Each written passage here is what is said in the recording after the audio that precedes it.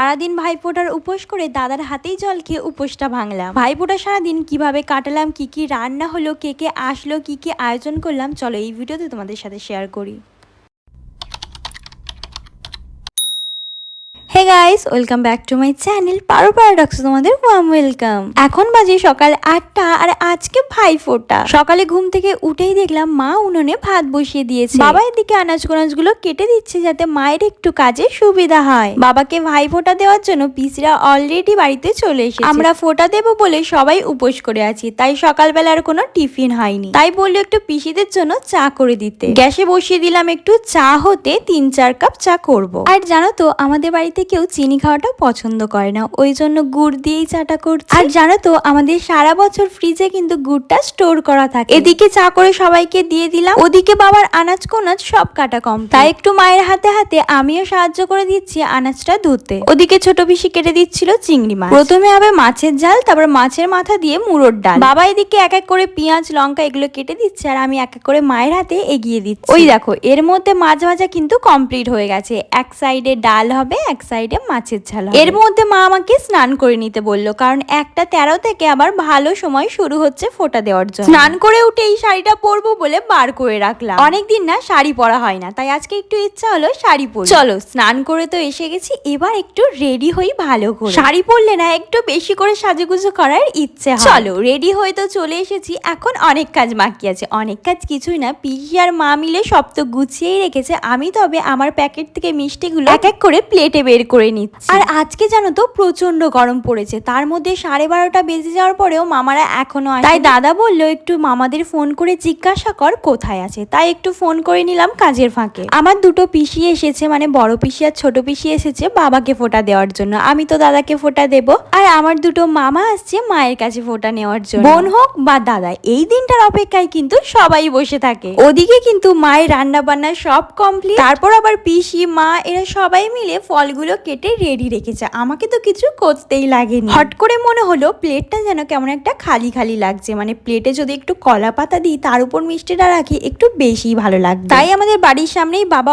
অনেক কলা গাছ করে রেখেছে, সেখান থেকে চলে যাচ্ছে একটা কলা পাতা নিতে। আসলাম, এসে দেখলাম সবগুলোই অনেক বড় বড় গাছ। এবার বড় বড় গাছে তো আমার হাতই যাবে না, তাহলে আমি কি করে কাটবো? অনেক খোঁজাখুঁজির পর অবশেষে একটা ছোট্ট গাছ পেয়েই গেলাম। একটা ছোট দেখে সুন্দর পরিষ্কার দেখে একটা পাতা কেটে নিলাম। কলা পাতাটা সকালে কেটে রাখলেই ভালো হতো, এখন তো প্রচন্ড রোদ বেরিয়ে গেছে, তাই একটা কেটে নিলাম। আর এই ডান্ডিটা না আমার কাজে লাগবে। প্রদীপের কালি দিয়ে কাজল পরাতে হবে দাদাকে ফোঁটা দেওয়ার আগে। চলো কলা পাতা তো কাটা হয়ে গেল, এবার এই পাতাটা নিয়ে বাড়ি গিয়ে ভালো করে পরিষ্কার করে তারপর ডান্ডিটাকে আলাদা করে এই একটা ছোট্ট ডান্ডির মধ্যে কিন্তু কাজল তৈরি করেছি। একটু ফুল, দুব্বো, ধান, মালা, ঘুমসি সবকিছু রেডি। প্রথমে তো বড় পিসি ফোঁটা দিচ্ছে বাবাকে। বড় পিসি কিন্তু আমার বাবার থেকে বয়সে অনেকটাই বড়। এত বয়স হয়ে যাওয়ার পরেও ভাই বোনের মধ্যে যে এত সুন্দর সম্পর্ক আছে দেখলেই কিন্তু খুব ভালো লাগে। এখন ফোঁটা দিচ্ছে আমার ছোট পিসি, এবার মা ফোঁটা দেবে মামা। আর জানো তো আমার দুটো মামাই প্রত্যেক বছর আমাদের বাড়িতে মায়ের কাছে ফোঁটা নিতে আসে। এটা মায়ের দাদা,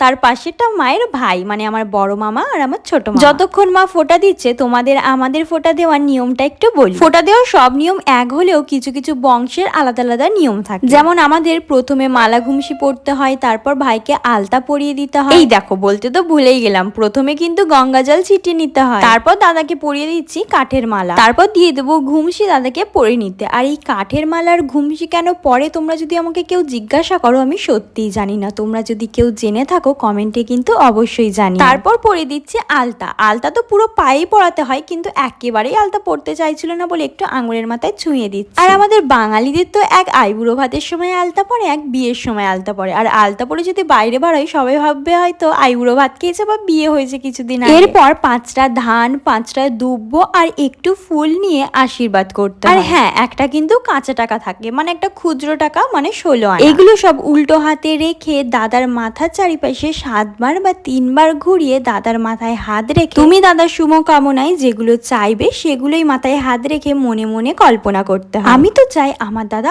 অনেক বড় হোক, অনেক বড় একটা মানুষ হোক, আর ওর কাছে অনেক টাকা হোক, যাতে আমাকে অনেক ভালো ভালো জিনিস কিনে দিতে পারে। তারপর মাটির প্রদীপে তাপ দিয়ে দেবো। অনেকে কিন্তু পিতলের প্রদীপও ব্যবহার করে, তবে আমাদের একটা নিয়ম আছে, মাটির প্রদীপের তাপে কিন্তু দিতে হয়। এরপর যে কাজলটা তৈরি করেছিলাম সেই কাজলটা পরিয়ে দেওয়ার পালা। আর ছেলেরা তো কাজল পড়বেই না, ওই জন্য চোখের কোনায় একটু ছুঁয়ে দিলাম। এরপর তো ফোঁটা দেওয়ার পালা, যে মন্ত্রটা বলার জন্য আমি এতক্ষণ ধরে অপেক্ষা করেছিলাম। দই আর চন্দনের ফোঁটা একসাথে নিয়ে কোড়ে আঙুল দাদার মাথায় ছুঁয়ে বলতে হবে, ভাইয়ের কপালে দিলাম ফোঁটা, জমের দুয়ারে পড়লো কাঁটা, যমুনা দেয় জমকে ফোঁটা, আমি দিই আমার ভাইকে ফোঁটা। এত কিছু হয়ে যাওয়ার পর এবার একটু পালা মিষ্টি মুখ করার। প্লেটে আছে 5 রকম ফল, 5 রকম মিষ্টি, এক এক করে সবগুলো কিন্তু টেস্ট করাতেই হবে। এবার 1 চামচ দই খাইয়ে দিলাম। আর আমার দাদার না কোনো অসুবিধাই নেই মিষ্টি খেতে, কারণ আমার দাদা প্রচন্ড পরিমাণে ভালোবাসে মিষ্টি খেতে। সবার শেষে খাইয়ে দিলাম একটু জল। বছরের একটা দিন দাদাকে প্রণাম করি, সারা বছর তো আমাদের তুমুল ঝগড়া চলে। আশীর্বাদ করার পরেই দেখলাম দাদার হাতে আমার প্রিয় চকলেট, সেটা পেয়ে আবার তো আমি বেজাই। তারপর দাদাও আমাকে একটু মিষ্টি আর জল খাইয়ে আমার উপোসটা ভাঙলো। মা এদিকে দুপুরের লাঞ্চটা রেডি করছে, আমি ততক্ষণে পাঁপড় ভাজাটা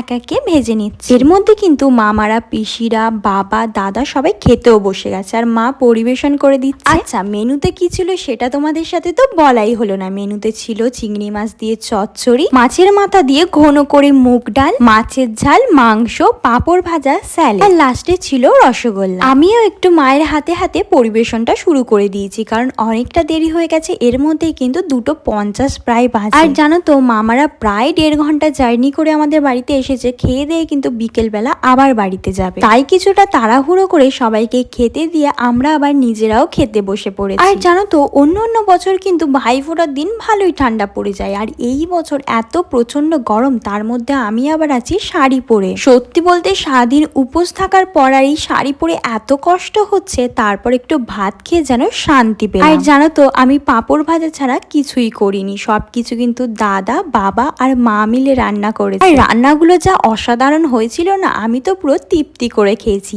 এরপর এবার একটা লম্বা ঘুম দেব। আজকের ভাইফোঁটার ব্লগটা তোমাদের কেমন লাগলো কমেন্টে জানাতে কিন্তু একদমই ভুলবে না। আর যারা যারা এখন আমার চ্যানেলটা সাবস্ক্রাইব করনি, প্লিজ একটু সাবস্ক্রাইব করে দাও। তাহলে আজকের জন্য এইটুকু, পরবর্তী ভিডিওতে আবার তোমাদের সাথে দেখা হচ্ছে। টাটা, সবাই অনেক ভালো থেকো।